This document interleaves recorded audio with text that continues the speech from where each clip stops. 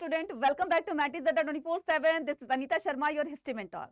Student इस video के अंदर करने वाले हैं history chapter 4 thinkers believes and building का माइंड मैप करने वाले हैं। आपको ही पता है कि लास्ट मिनट पर रिवीजन, क्विक रिवीजन जो है वो हमारी कितने काम आती है।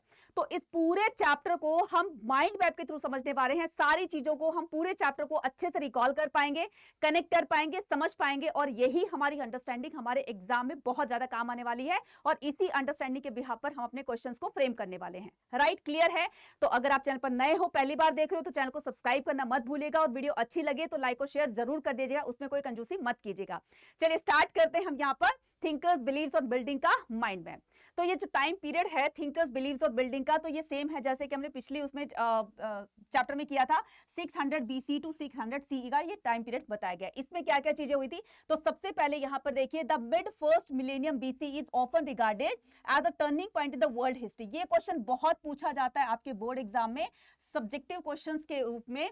तो ये मिड फर्स्ट मिलेनियम BC को वर्ल्ड हिस्ट्री में एक टर्निंग पॉइंट क्यों कहा गया, यानी कि इसमें ऐसे क्या चीज हुई थी जिसकी वजह से पूरे वर्ल्ड में एक कहते हैं ना कि टर्निंग पॉइंट आ गया था, कैसा मोड़ आया था। राइट, तो कैसा मोड़ आया था, कैसा टर्निंग पॉइंट आया था? तो इसमें इमर्जेंस ऑफ द थिंकर्स का इमर्जेंस हुआ था, such as the Zarathustra in Iran, Kongzi China से, सुक्रेत जो थे वो प्लेटो से, अरिस्टो ग्रीक से और महावीरा और गौतम बुद्ध जो थे वो इंडिया से थे। मतलब ये टाइम वो ऐसा था जिसमें थिंकर्स का इमर्जेंस होगा। अलग अलग वर्ल्ड की अलग अलग कंट्री में अलग अलग थिंकर्स यहाँ पर आएंगे, लोगों की सोच को बदलेंगे। जो पहले रीति रिवाज, जो रूढ़ी रीति रिवाज थे जिनसे लोगों को बिल्कुल फायदा नहीं हो रहा था, तो अब उस सोच को चेंज करेंगे, लोगों को एक नया रास्ता, एक अच्छा रास्ता, एक धर्म का रास्ता, सच्चा रास्ता दिखाएंगे। तो ये कौन थे? ये थिंकर्स थे। इसके अलावा हम बात करेंगे किसकी? अर्ली वैदिक ट्रेडिशन की। तो अर्ली वैदिक ट्रेडिशन जो है यहां पर बताया गया कि नोन फ्रॉम द ऋग्वेद। तो ऋग्वेद को कब कंपाइल किया गया? 1500 टू 1000 BC के बीच में ऋग्वेद को कंपोज किया गया, लिखा गया। तो हाइम्सवर्थ, इस ऋग्वेद में क्या बताया गया? ऋग्वेद में बहुत सारे मंत्र वगैरह लिखे गए हैं, यानी कि जो हम पूजा पाठ, हवन यज्ञ वगैरह करते हैं तो उनके बारे में सारा का सारा डिटेल में ऋग्वेद में मिलता है।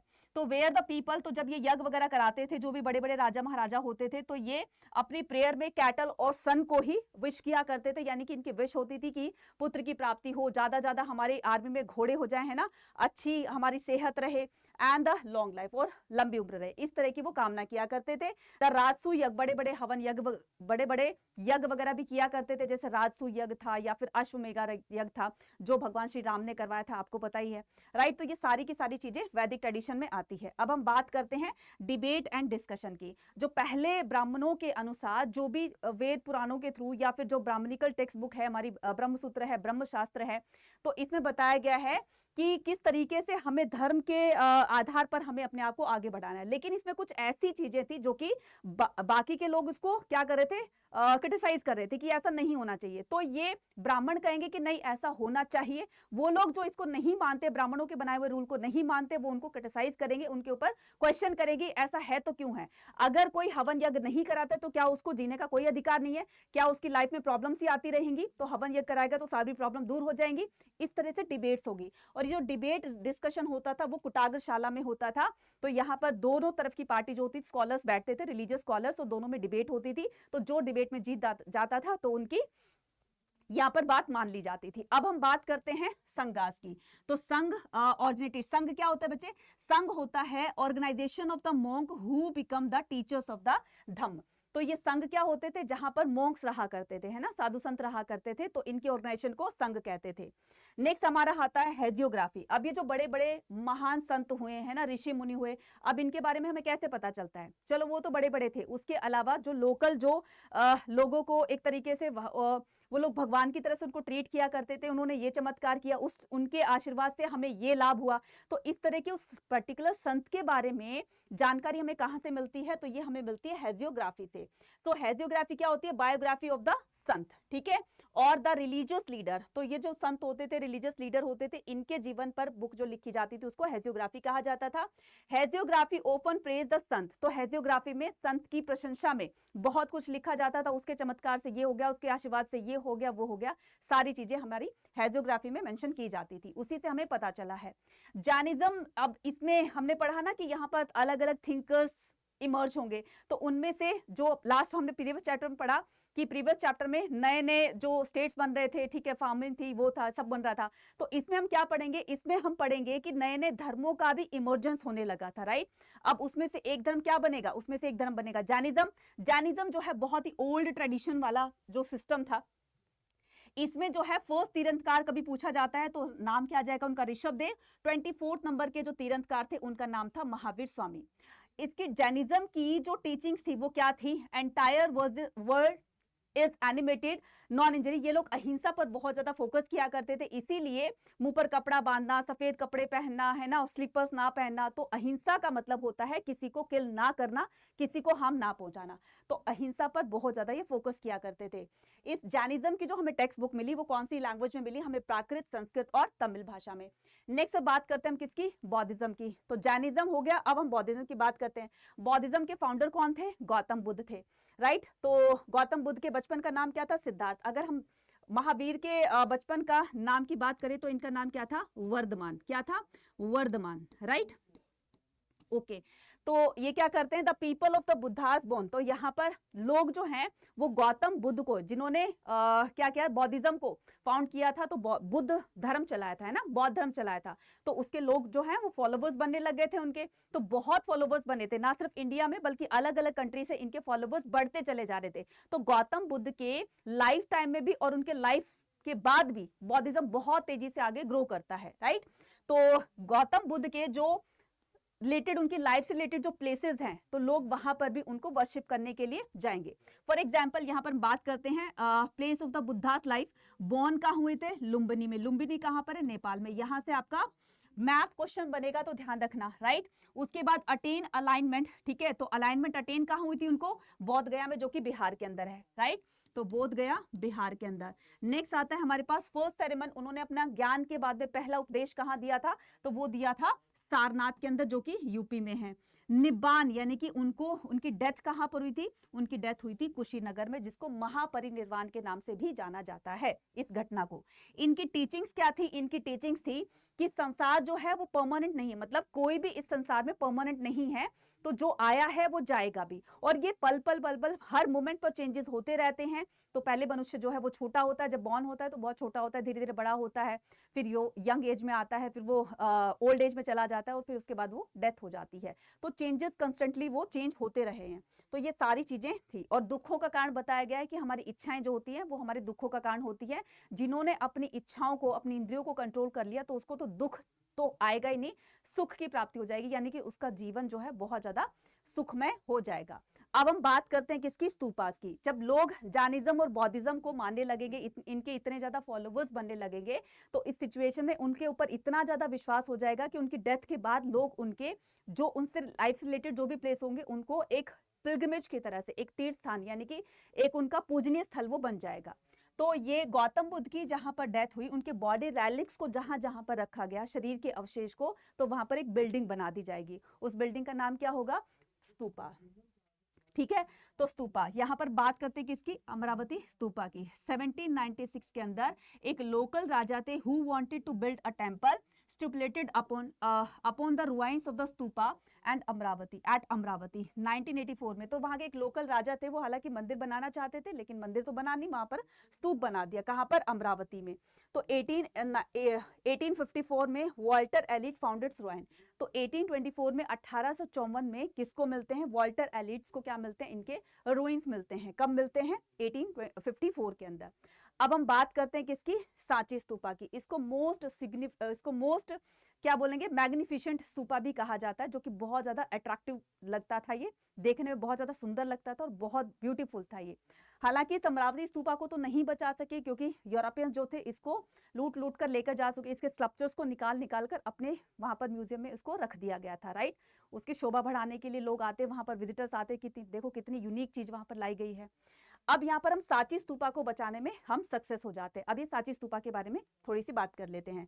Sanchi stupa was discover, the Sanchi stupa को डिस्कवर किया 1818 के अंदर। Fourth gateway of the mount was the good in condition. तो सांची स्तूपा के मतलब स्तूप जो बनते थे उसके चारों तरफ गेट होते थे, नॉर्थ में, साउथ में, ईस्ट में और वेस्ट में, चारों तरफ गेट होते थे। तो जो ईस्टर्न साइड थे वहां पर मेन एंट्री गेट होता था, तो वहीं से लोग एंटर किया करते थे। तो इसका जो फोर्थ वाला गेटवे है वो अच्छी कंडीशन में मिला, तो वहां पर हमें इसके प्रूफ मिल गए थे। उसके बाद due to the preservation the role of the, तो इसके प्रिजर्वेशन में, इसके संरक्षण में किन लोगों का, एच कोल का, भोपाल की बेगम, शाहजहां बेगम का बहुत बड़ा कंट्रीब्यूशन रहा है कि हमने इस सांची स्तूपा को बचा लिया। और यूरोपियन जो इसको भी लूट कर ले जा रहे थे, इसके स्कल्पचर्स को निकालकर अपने म्यूजियम में रखने जा रहे थे, तो उनको रोका गया। एज इट इज पीओपी का बना करके उनको दिया गया, तो वो पीओपी का जो एज इट इज कॉपी थी उसको लेकर गए, और हमारी जो ये देश की धरोहर थी हमारी कंट्री में ही रह गई। नेक्स्ट बात करते हैं N auspicious symbol and elephant depicted for the strength. Auspicious symbol, तो यहाँ पर काफी तरह के सिंबल्स बताए गए हैं जो कि बौद्धिज्म से, जैनिज्म से रिलेटेड ना होकर के अदर चीज को ही यहाँ पर सिंबलाइज करती हैं। फॉर एग्जाम्पल यहाँ पर एलिफेंट का बताया गया है, तो एलिफेंट जो है वो मनुष्य की स्ट्रेंथ को, यानी कि ह्यूमन बीइंग की स्ट्रेंथ को और उसकी विजडम को शो करता है। अब हम बात करते हैं स्कल्पचर्स की, है ना। तो स्कल्पचर्स क्या होते हैं, स्कल्पचर्स होते हैं जैसे सांची स्तूपा में मैंने बताया ना अभी 4 गेट होते थे, है ना, इस तरीके से ये गेट बने होते थे, और गेट के बीचों बीच ये क्या होते थे, इस तरीके का डिजाइन बना होता था, है ना। इन डिजाइन के अंदर ना यहाँ पर कुछ बहुत सुंदर सुंदर सी मूर्तियां बनाई गई थी, इन्हीं को ही स्कल्पचर्स कहा जाता है। तो the sculpture at the Sanchi identify as the scene of the, तो हमें इन स्कल्पचर्स में वसंत तारा जातक का सीन दिखाई दिया। अब ये वसंत तारा जातक क्या है, उसमें एक जो राजा होता है वो अपना पूरा राजपाट एक ब्राह्मण को हैंडओवर करके जंगलों में निकल जाता है और बौद्धिज्म को यहाँ पर किसी भी मतलब बौद्ध धर्म को अपना लेता है। तो किसी भी तरह की उसकी लाइफ में कोई प्रॉब्लम ना हो, क्योंकि जब तक ये राजपाट रहेगा उसके पास तो टेंशन से बनी रहेंगी, ये वो होगा, तो वो क्या करता है, पूरा राजपाट एक ब्राह्मण को देकर चला जाता है। अब ब्यूटीफुल, इसके अलावा जो है वसंत तारा जातका के अलावा beautiful women swinging from the edge of the gateway holding on to, तो इसके अलावा एक यहाँ पर फीमेल उसको भी दिखाया गया, एक विमेन को दिखाया गया झूला झूलते हुए, जिसके बारे में बताया गया है कि वो अगर किसी सूखे पेड़ को यहाँ पर टच करती है तो वो भी हरा भरा हो जाता है, तो इसको एक शुभ संकेत के रूप में इसको सिंबलाइज किया गया है। इसके अलावा सिंबल ऑफ वर्शिप, तो गौतम बुद्ध को पहले ना स्कल्पचर्स के रूप में उनको वर्शिप किया जाता था, है ना, मतलब सिंबल्स के रूप में उनको वर्शिप किया जाता था। तो सिंबल्स का मतलब होता है कि उनको उनकी फॉर्म को, यानी कि उनकी मूर्ति बनाकर नहीं, बल्कि उनके सिंबल्स को, फॉर एग्जांपल कि जहां पर उन्होंने अलाइनमेंट अटेन करी, बोधि वृक्ष के नीचे करी, तो बोधि वृक्ष का ही उनका एक पूजनीय स्थल बन गया, राइट। और वहां पर एक एम्प्टी सीट थी जहां पर गौतम बुद्ध जो है मेडिटेशन किया करते थे, तो लोग उसी को ही वर्शिप करने लग गए। तो इस तरीके से पहले उनको सिंबल के रूप में उनको वर्शिप किया जाता था। महापरिनिर्वाण अनदर, तो महापरिनिर्वाण यानी कि जब उनकी डेथ हुई तो उनके ऊपर स्तूप बनवा दिए गए जहां पर उनके बॉडी रेलिक्स रखे गए, तो उनको ही वो वर्शिप बना दिया गया, वर्शिप प्लेस बना दिया गया। इसके अलावा अगर हम व्हील की बात करें तो व्हील किसको सिंबलाइज कर रहा है, धर्म चक्र परिवर्तन को, जो पहले से धर्म चलता आ रहा है अब उसमें धीरे धीरे परिवर्तन होने लगा है, तो सिंबल्स को ही वो लोग वर्शिप किया करते थे। अब बात करते हैं हम स्तूपास की, है ना। तो स्तूपा में क्या करेंगे, स्तूप को कैसे बिल्ड कराते थे, कौन कराते थे, किनका कंट्रीब्यूशन होता था। बुद्धास बॉडीली रिमेन्स और the object used by him were buried there, तो गौतम बुद्ध के बॉडी रेलिक्स और जो वो चीज यूज किया करते थे सबको इकट्ठा करके और जगह जगह पर उनको क्या कर दिया गया, उनको रख दिया गया, और वहां पर क्या बना दी गई, स्तूप बनवा दी गई। स्तूप का अगर कोई भी क्वेश्चन आता है तो आप इस तरीके से स्तूप बना दोगे। यहाँ पर ये सेमी मोल्डेड पोर्शन होता था, इसके ऊपर एक बालकनी होती थी और यहाँ पर क्या होती थी, छतरी होती थी, राइट। तो ये स्तूप होते थे, ठीक है। स्ट्रक्चर ऑफ द स्तूपा, तो स्तूपा संस्कृत का क्या होता है बच्चे, स्तूपा जो है संस्कृत वर्ड है मीनिंग ऑफ हीप, ठीक है। स्तूप संस्कृत वर्ड है, इसका मतलब होता है हीप। हीप का मतलब होता है उभरा हुआ पोर्शन, जैसे आप कैमल में देखते हो ना तो उभरा हुआ पोर्शन होता है, तो उसको हीप कहा जाता है। तो originated simple and the semi, तो ये मैंने बताया ना इस तरह का स्तूपा होता था, राइट। और उसके अंदर हर्मिका होती थी, ऊपर क्या होती थी, छतरी होती थी। अब हम बात करते हैं यहाँ पर बौद्धिज्म के 2 समुदाय की, जिसको कहा जाता था, एक ब्रांच की जिसको कहा जाता था हीनयान और महायान। हीनयान जो था वो पुराना ट्रेडिशन था, महायान नया ट्रेडिशन था, ठीक है। तो इसमें यहाँ बताया गया है कि ओल्ड ट्रेडिशन को क्या बोलते थे, हीनयान बोलते थे। Thera within path of the fold tradition respected teachers and the theories. अब इस पर बात करते हैं, this is the new way of this is the new way of the thinking is called Mahayana, literally the great vehicle. इसको हीनयान को laser vehicle कहा जाता था और महायान को ग्रेट व्हीकल कहा जाता था, and the older tradition as the Hinayana और द लेजर व्हीकल। अब हम बात करते हैं growth of the Puranic Hinduism. अब लोग जैनिज्म और बौद्धिज्म के टेम्पल्स स्तूपास बनाकर वहां वो वर्शिप करने लगेंगे। ऐसे हिंदू धर्म का भी इमर्जेंस होगा, जिसमें लोग जो हैं वो विष्णु गॉड को और लॉर्ड शिवा को वर्शिप करने लगेंगे, इनकी फॉर्म को वर्शिप करने लगेंगे। जैसे विष्णु जी के अवतार यहाँ पर बहुत बताए गए हैं, जैसे लॉर्ड कृष्णा है, लॉर्ड रामा है, तो लोग इनके जो अवतार होते हैं उनको भी वर्शिप करने लगेंगे। तो ये अलग तरीके का यहाँ पर धर्म जो है वो बनने लगेगा, जिसका नाम हिंदुइज्म होगा, और वैष्णोइज्म और शैविज्म के नाम से ये फेमस होगा। तो the growth of the Puranic Hinduism, Vaishnavism और शैविज्म, ये इसी में आ जाते हैं दोनों। टेम्पल्स वर कंस्ट्रक्टेड, ठीक है, टेम्पल्स जो है वो कंस्ट्रक्ट किए जाएंगे स्मॉल स्क्वायर रूम। तो जो पहले के टेम्पल्स होते थे वो बहुत छोटे होते थे, गुफाओं में ही बनाए जाते थे, और उनमें एंटर और एग्जिट करने के लिए सिर्फ एक ही गेट होता था, जिसको क्या कहा जाता था, गोपुरम कहा जाता था, राइट। और जहां पर मेन मूर्तियां रखी जाती थी उसको क्या कहा जाता था, उसको गर्भगृह कहा जाता था। अगर टेम्पल का स्ट्रक्चर पूछा जाए तो आपको क्या करना है, जहां पर हमारा एंट्री गेट होता है टेम्पल का, उसको क्या कहा जाता है, उसको गोपुरम कहा जाता है। उसको क्या कहा जाता है, गोपुरम कहा जाता है। गोपुरम के बाद यहाँ पर बड़ा सा हॉल आता है, उसको क्या कहा जाता है, मंडप कहा जाता है, जहां पर नाचना गाना बजाना चलता रहता है। मंडप के बाद एक छोटा सा रूम आता है जहां पर मेन डिटीज रखी जाती है, इसको गर्भगृह कहा जाता है। और गर्भगृह के ठीक ऊपर क्या होता है, यहाँ पर शिखर होता है, ठीक है, यहाँ पर क्या होता है, शिखर होता है। क्लियर। तो इस तरीके से टेम्पल का स्ट्रक्चर बता दोगे, राइट। आई होप आपको सारी चीजें एक बार दोबारा से रिकॉल हो गई। क्विक रिवीजन का मतलब ही यही होता है कि सारी इंपॉर्टेंट चीजें जो हैं हम उसको जल्दी से रिकॉल कर लें, राइट। और इसकी अगर पीडीएफ चाहिए, इससे रिलेटेड जो भी आपके जो सेशंस है, वन शॉट वगैरह जो भी कुछ चाहिए आपको, वो मिलेंगे अड्डा 24/7 की एप्लीकेशन पर। तो एप्लीकेशन को डाउनलोड कीजिए। एक तो आपको वहां पर पीडीएफ सेशंस वगैरह मिलेंगे, साथ साथ में आपको क्या करेंगे, हर एक टीचर की कम्युनिटी ग्रुप बना हुआ है, तो आप मेरी ग्रुप को ज्वाइन कर लेना, कम्युनिटी ग्रुप को, और वहां पर अपने डाउट जो है डायरेक्टली मुझसे पूछ सकते हो।